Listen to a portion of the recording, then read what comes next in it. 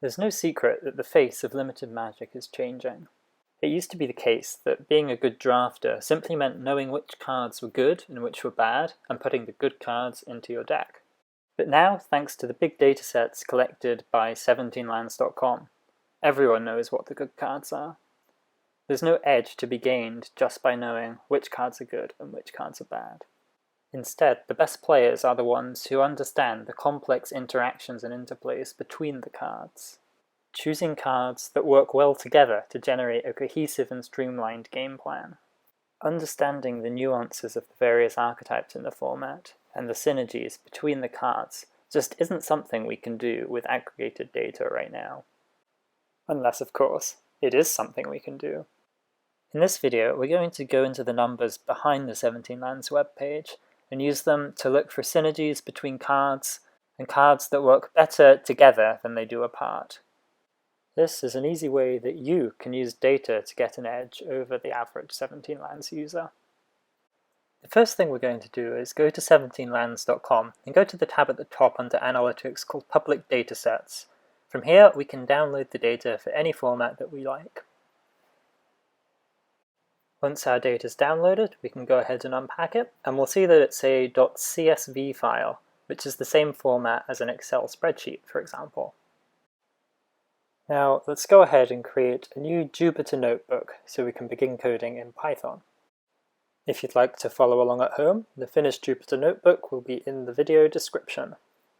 If you haven't coded in Python before, I encourage you to try and follow along anyway, because it's really not that hard. First, let's import the Python libraries that we'll need. Then, let's load our 17lands data into a pandas data frame.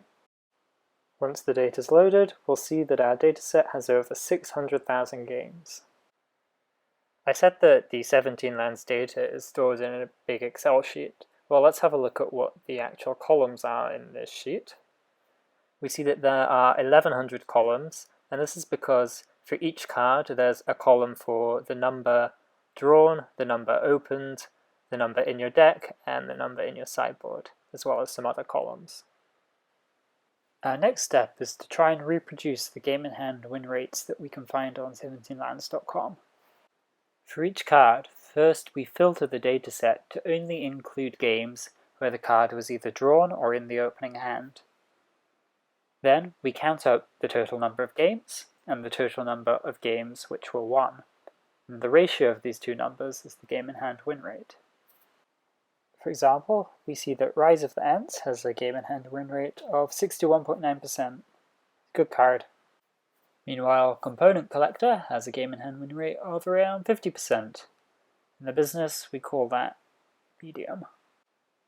So now we've caught up with 17lands.com, let's try looking for some synergies between cards.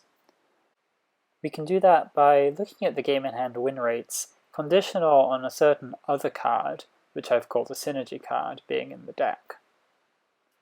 Now, as well as filtering our dataset to only include games where the game-in-hand win rate card was either drawn or opened, we additionally filter the dataset to only include games where the synergy card was in the deck.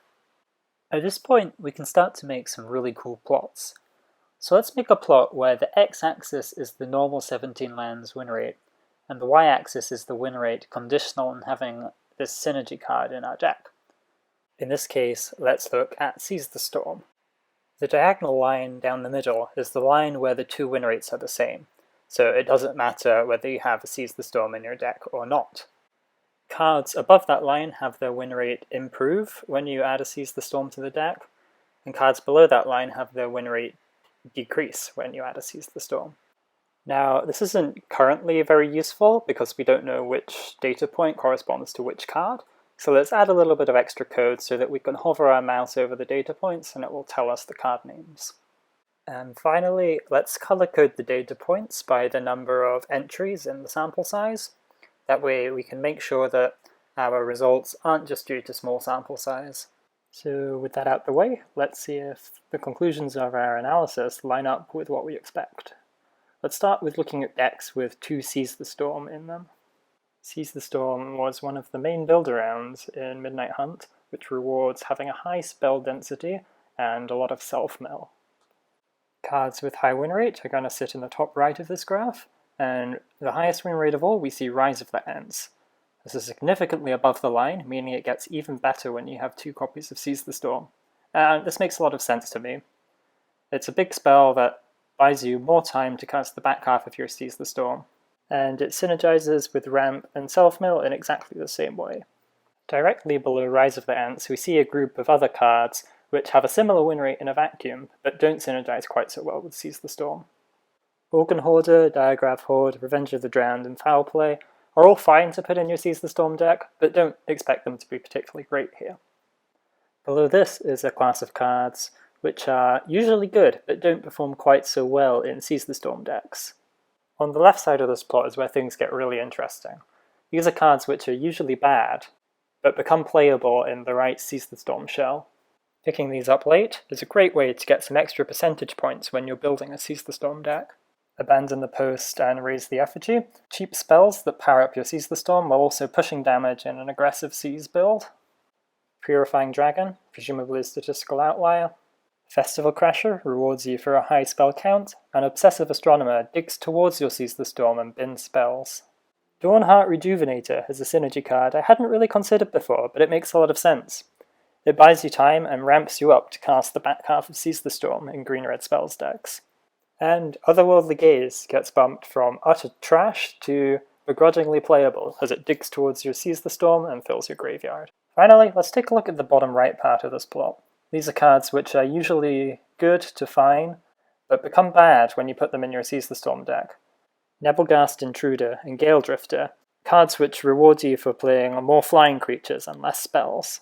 Siege Zombie needs a lot of cheap creatures such as Disturb tokens to be good. In our deck, it's just a 2-mana 2/2. Silverbolt takes away a deck slot that would otherwise be used for an instant or sorcery. And Vampire Interloper, just completely off plan. Stop putting these cards in your Seize the Storm decks. All in all, this analysis lined up pretty well with my intuition about how to build Seize the Storm decks, even with a couple of surprises that make a lot of sense now I look back on them. Let's look at another favourite build of mine from Midnight Hunt, the double Abandon the Post red aggro deck. The build I like focused on cheap creatures and trying to close out the game quickly. Let's see what the data says. Some cards which overperform in conjunction with double Abandon the Post, cheap aggressive creatures in Rakdos and Boros, and cheap combat tricks. Some cards which underperform, the blue tricks and removal, and the expensive red creatures. So long as you focus on picking cards above the line, your Abandon the Post red aggro decks will be fine. Finally, let's look at Midnight Hunt's most beloved build around. First thing we notice is that most of the points are actually below the line, meaning that sticking 2 Ominous Roosts into your deck makes most cards worse. However, most of the good blue-white cards like Organ Hoarder and Lunarch Veteran are played just fine with double Ominous Roost.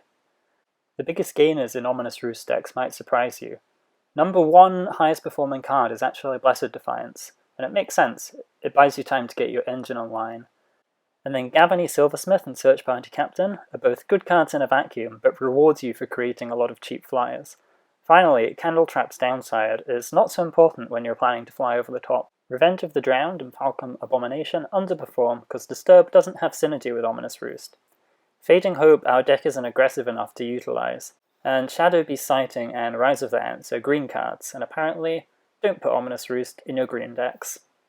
That brings us to the end of this video, but it's by no means the end of the analysis. I encourage you to download the Python notebook yourself and look for synergies with your own most commonly played cards.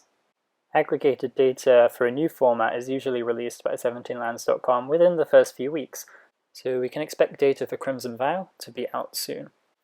And I want to impress that none of the coding I did today was particularly difficult, so I'd encourage you to use this Python notebook as a jumping off point to start playing with the data yourself. If you're looking for someone to start, you could try filtering only to look at Diamond and Mythic players. Get rid of those Gold and Platinum plebs from our dataset. If you are yourself a Gold and Platinum pleb, go ahead and hit the dislike button on this video.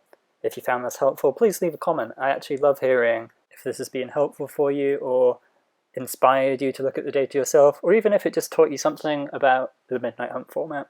See you guys on the ladder.